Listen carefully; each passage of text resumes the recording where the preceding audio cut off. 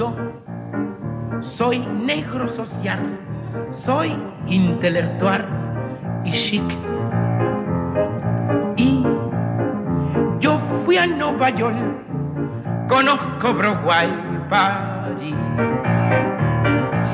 Soy artista mundial. Ah, ça va me servir.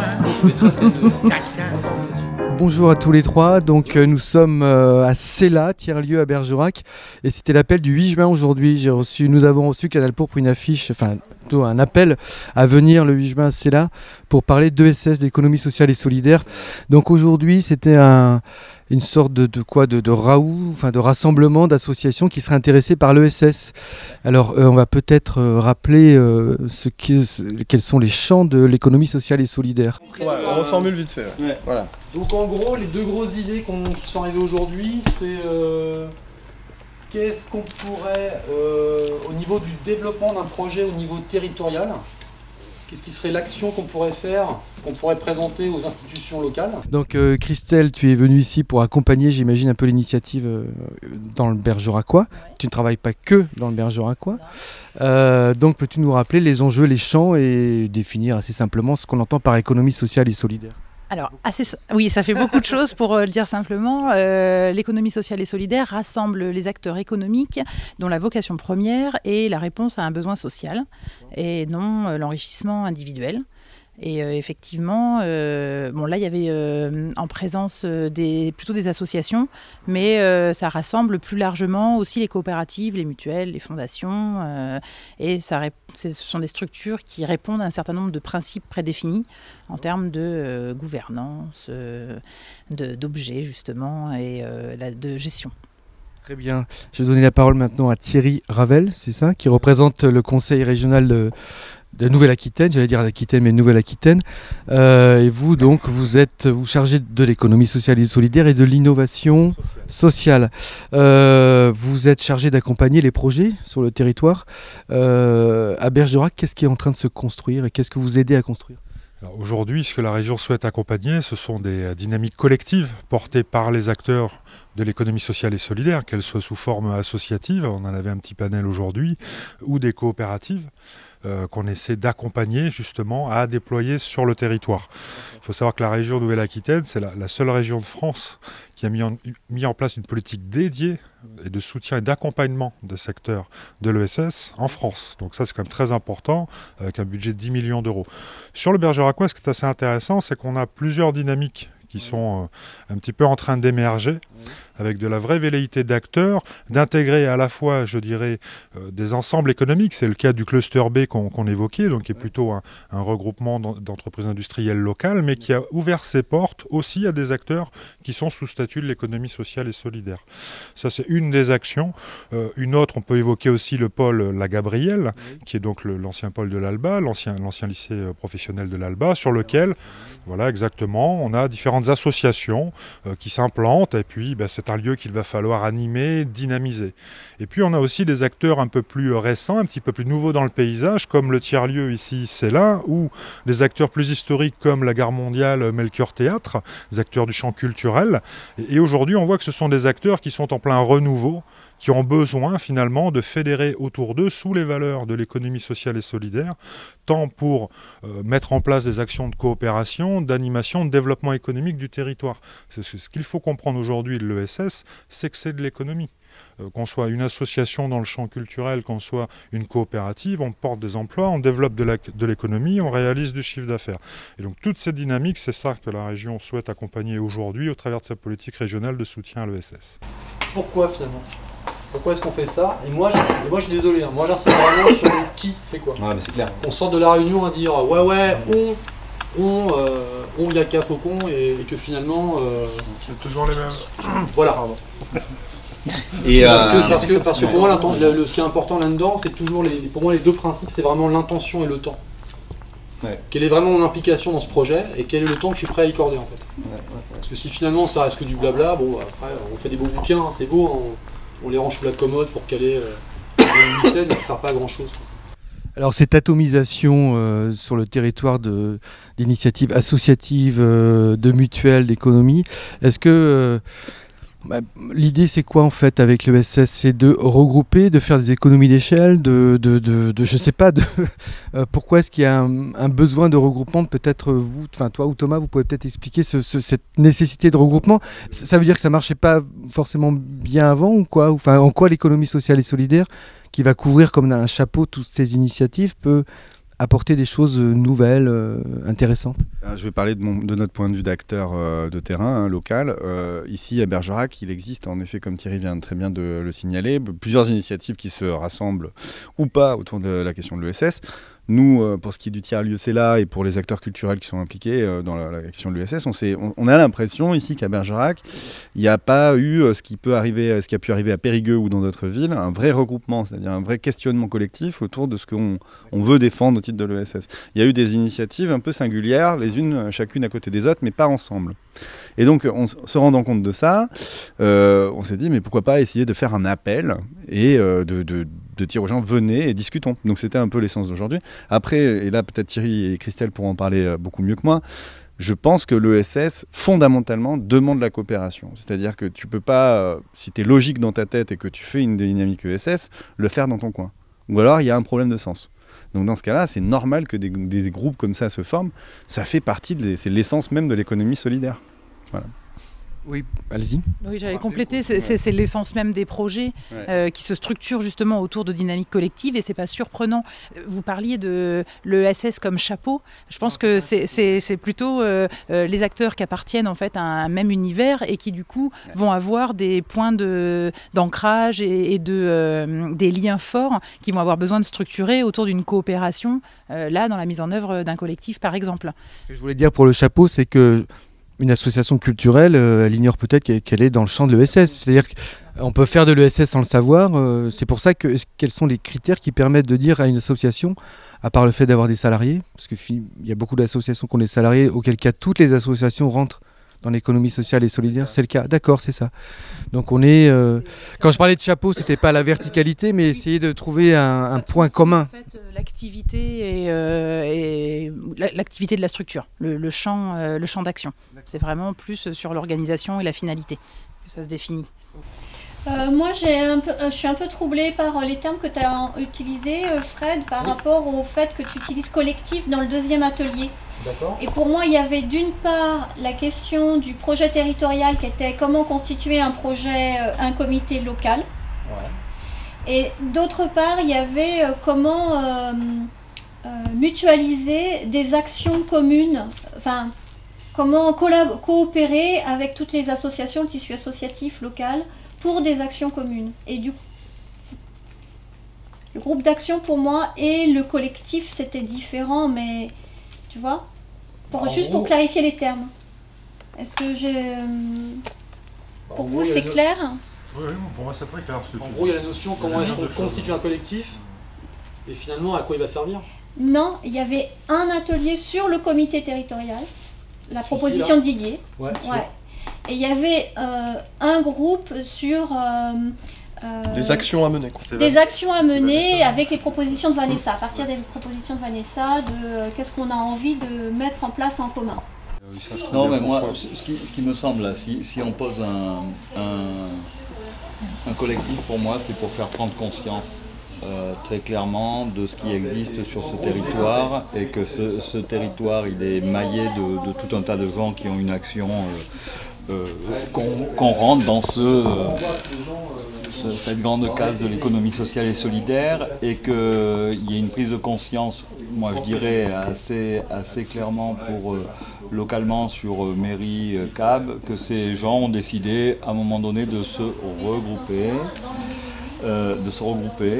d'abord pour échanger, réfléchir, mais aussi peut-être peser un peu sur ce qui est, je dirais réfléchir,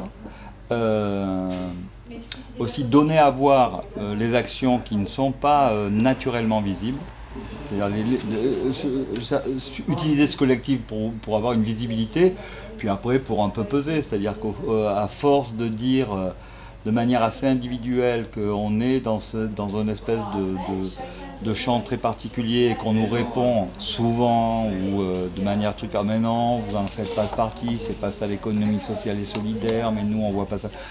À un moment donné, c'est dire, ben voilà, on est un certain nombre, on fait des choses ensemble, et peut-être aussi c'est un moyen dans le peser, et puis peut-être à un moment donné juste rencontrer pour dire juste on existe et on s'est un peu mis en collectif, voilà. Pour moi, il y a une petite urgence à ça. Une question à tous les deux. Thomas disait qu'à Bergerac, il y avait plein d'initiatives singulières, un peu éclatées, de gens qui ne se connaissent pas, qui ne se rencontrent pas, ou mal, ou voilà. Est-ce que c'est singulier, vous qui connaissez un peu plus le territoire à l'échelle régionale, c'est singulier à Bergerac, c'est singulier à un espace plutôt rural, mais on peut retrouver ça aussi en milieu urbain, ou est-ce qu'il y a une spécificité bergeracoise pas d'impossibilité, mais de retard, on va dire, en termes de co-organisation dans ce champ de l'économie sociale et solidaire? Pour moi, il n'y a pas de retard en soi, puisque les acteurs sont là, autant historiquement que les nouveaux venus dans le champ de l'économie sociale et solidaire. Ce qui peut manquer, mais ce n'est pas propre au territoire bergeracois, parfois sur les territoires, c'est la capacité à fédérer et à passer finalement ce cap qui est d'entrer dans l'action collective. Et l'enjeu aujourd'hui, il est où finalement? Il est surtout de rendre visibles ces acteurs-là, leur champ d'action, leur champ d'activité, l'impact qu'ils génèrent sur un territoire. On peut donner des statistiques comme ça, mais l'intérêt, par exemple, c'est 14% de l'emploi salarié, l'ESS aujourd'hui. Vous voulez dire sur quel territoire? Sur l'ensemble de la région Nouvelle-Aquitaine. L'objectif est de passer à 15. Mais l'intérêt, si on regarde territoire par territoire, c'est de créer les conditions de développement aussi de ce champ-là et de ces acteurs-là. Mais pas que dans l'entre-soi. Ce qu'on a vu que l'intérêt, c'est que sur un territoire, on a un ensemble d'acteurs économiques. Et ce qui est important aujourd'hui, c'est d'arriver à fédérer l'ensemble des acteurs, de faire qu'ils échangent sur leurs pratiques respectives, mais de montrer ce qui existe. Je pense que l'une des premières difficultés, c'est pas propre encore une fois au bergeracois, c'est déjà l'interconnaissance. C'est de savoir ce que fait son voisin, de savoir ce que fait l'association à côté de chez soi, tout comme l'entreprise industrielle. Et ensuite, de faire que les gens se rencontrent et créent de l'action. Pour la région, bien sûr, ce qui est important, c'est qu'il y ait de l'action économique qui se mette en place sur le territoire, qu'on puisse développer des emplois, stabiliser des activités économiques, ça c'est important. Donc on travaille avec l'ESS, mais on travaille aussi avec le reste du tissu économique, et on espère que le territoire du bergeracois sera un territoire à fort potentiel d'action de coopération entre acteurs économiques. En tout cas, c'est aussi l'objet de la rencontre d'aujourd'hui, de créer des collectifs, de sensibiliser déjà les acteurs de l'ESS, de les rapprocher d'autres dynamiques économiques avec d'autres typologies d'entreprises ou d'autres champs d'activité. Et on espère que tout ça permettra un vrai développement économique sur ce territoire qui sera notamment générateur de création d'activités et d'emplois pour le bergeracois. Une autre question, moi, à minima, sur la composition. On voulait mettre en place un collectif ESS. Donc là, ce serait plus déjà dans le comment on passe? Non, c'est à un moment donné qui peut composer ce collectif. Il y a des acteurs associatifs, certains étaient là aujourd'hui. Moi, c'est important, quand je parle de ESS, que la diversité des familles soit présente. Ça voudrait dire, est-ce qu'il n'y a pas un enjeu, par exemple, pour vous, acteurs locaux, voilà, vous exprimez une envie de collectif, d'arriver à choper le gros employeur qui est ici sur le bergeracois, de l'ESS, tu fais le John Boss, voilà. Voir d'aller choper un papillon blanc dans un projet comme ça, même sur l'outillage par exemple. Tu vois, avec John Boss, on bosse avec eux. Voilà, tu vois, ça peut être... Donc en gros, ce serait s'ouvrir... Représentation. C'est-à-dire de s'assurer que... représentatif. Voilà, qu'il y ait une vraie représentativité en diversité. Parce que tu parlais tout à l'heure de confronter aussi ce qu'on fait dans l'ESS, pourquoi on y est ou pourquoi on n'en parle pas. Ça présuppose qu'il faudrait qu'il y ait une vraie diversité. Si on n'a que des associations, on aura des champs d'activité différenciés. Mais c'est tout. On n'aura que le tissu associatif. Pour moi, il y a la diversité. Là, déjà, on a repéré, il y a quelques auto-entrepreneurs là. Alors, les auto-entrepreneurs, du coup, il faut qu'il y ait une représentation de la diversité des acteurs. ESS, peut-être des acteurs aussi, pas ESS, parce que, ce qu'on disait tout à l'heure, les collectivités, les institutions, et même les entreprises qui ne sont pas forcément dans l'ESS, mais qui, oui, voilà, c'est de faire une place à ces auto-entrepreneurs-là qui sont pas à l'envie du travail commun, quoi. Mais c'est aussi une diversité sur les champs d'action. Et puis de trouver, dans le comment aussi, je pense qu'il y a vraiment de trouver des méthodes pour intégrer les nouveaux arrivants. De comment tu fais pour que, ce que tu disais, tu vois, dans l'histoire de Cella. Au début, vous étiez 3. Tu vois, comment tu passes de 3 à 5, à 12, à 25. Comment le 26e, il se sent autant porteur du projet que le deuxième, quoi. Quels sont les freins à la mise en réseau, la réticulation de toutes ces initiatives? Vous, peut-être, vous avez analysé ou en tout cas mis en avant des freins à cette absence de mise en réseau, et du coup, si vous avez levé ces freins, enfin en tout cas pour montrer ces freins, vous avez peut-être des leviers. Donc est-ce qu'aujourd'hui vous avez trouvé des pistes qui nous permettent de mettre tout ce joli monde en réseau? Mais oui, il y a des outils. La CRES est un des outils de mise en réseau, et il y a des outils aussi financiers, notamment ceux de la région. Je pense que je ne sais pas comment répondre à cette question double de quels sont les freins que vous avez pu remarquer, voilà, que vous avez peut-être pu voir aujourd'hui, je sais pas. La difficulté, en tout cas, c'est souvent de trouver le temps et d'organiser autour d'un collectif justement des acteurs qui interviennent, certes sur un territoire commun, mais qui ont des cultures différentes, qui ont des manières d'envisager l'activité économique, du coup la relation aussi aux autres acteurs économiques de manière différente, et de les faire se retrouver autour d'un objet commun qui est le développement territorial. Du coup, il y a des acteurs, dont la CRES, dont la région, qui permettent la facilitation de ces regroupements. Et puis, heureusement qu'il y a des acteurs qui aussi ont cette culture de fait, qui n'attendent pas non plus qu'il y ait des instances pour les y accompagner. Même si en termes de méthode, c'est toujours bien de trouver des outils ailleurs. Nous, ce qu'on préconise aussi beaucoup, c'est d'aller... le lien qu'on fait, c'est avec ce qui se passe justement sur d'autres territoires, de se rendre compte que généralement, les difficultés qui existent ici, c'est pas parce qu'on est en retard ou que c'est plus difficile qu'ailleurs, c'est parce que, de fait, c'est complexe de l'organiser en plus de ce qu'on défend par ailleurs dans notre activité, en termes d'objets, en termes de modèle économique, en termes de relations à l'institution, de pérennité, etc. Et d'aller aussi créer de la rencontre avec d'autres territoires, d'autres acteurs pour s'enrichir et puis avancer collectivement. Thomas, tu voulais réagir à ça, non? Ouais, je suis d'accord avec ça, parce que je sais qu'à Bergerac, on a toujours tendance, maintenant que je suis bergeracois, on a toujours tendance à se penser ou mauvais élèves ou un peu les punks de la Dordogne qui cherchent un petit peu à se tirer dans les pattes.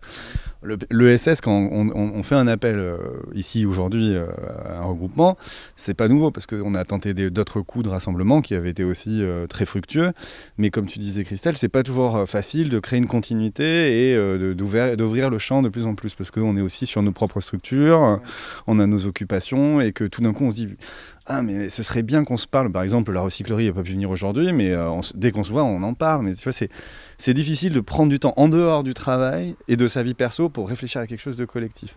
Et à Bergerac, comme ailleurs, c'est là où il y a un frein, c'est qu'on n'a pas forcément toujours le temps de le faire, quoi. Okay. Qu'est-ce que vous avez décidé collectivement aujourd'hui? On a filmé un petit peu, mais le bilan, voilà. En gros, quelles sont les lignes de force que vous avez dégagées pour l'avenir? Je commence. Déjà, la ligne de force, c'est qu'il y a une volonté de tous les gens qui étaient là réellement de créer un collectif. Donc déjà, c'est déjà pas mal. On s'est donné des rendez-vous, on a planifié des rythmes de travail, et on a en plus élaboré des objectifs et quelques actions un peu innovantes qu'on pourrait tenter de mettre en place, c'est-à-dire des choses un peu nouvelles, quoi. Voilà. Donc la journée a été très fructueuse. On a commencé par 2 heures où vous ne pouviez pas être présent malheureusement, mais où on a laissé un peu la parole libre. Ça nous a permis de condenser en 2 groupes de travail, 2 thématiques, donc la partie objectif et la partie action. Ce qui nous a permis à la fin de la journée, moi je trouve, je ne sais pas ce que vous en avez pensé, d'avoir des avancées assez productives, il me semble. Tout à fait. Oui. Puis là, ce qui est intéressant, c'est que du coup, il y a une vraie réponse des acteurs. Ouais, parce que par rapport à ce qu'on disait juste avant sur la mobilisation, il y a quand même des gens qui se sont déplacés, qui ont répondu à l'appel. Ok, très bien. Vous voulez peut-être... Ah si, j'avais une question. Donc du coup, ce collectif, je ne sais pas s'il aura un nom, quoi que ce soit. Et est-ce qu'on pourra avoir des informations ces informations, parce que pour l'instant, toi, t'envoies sur une liste de diffusion, j'imagine, aux acteurs. Est-ce que vous avez envisagé, parce que moi j'arrive un peu après la bataille, mais est-ce que vous avez envisagé, je sais pas, une plateforme de mise en réseau, justement, d'information de tout ce qui se fait? C'est une bonne question. On n'en a pas parlé concrètement, donc il faut qu'on arrive à la prochaine réunion. En effet, il faudra qu'on réfléchisse à ça. D'ici là, je vais utiliser la mailing list, on va prendre les Facebook, on va prendre les sites internet, et puis on va communiquer comme on peut, mais en effet, c'est une bonne idée. Ouais. Quel est le bon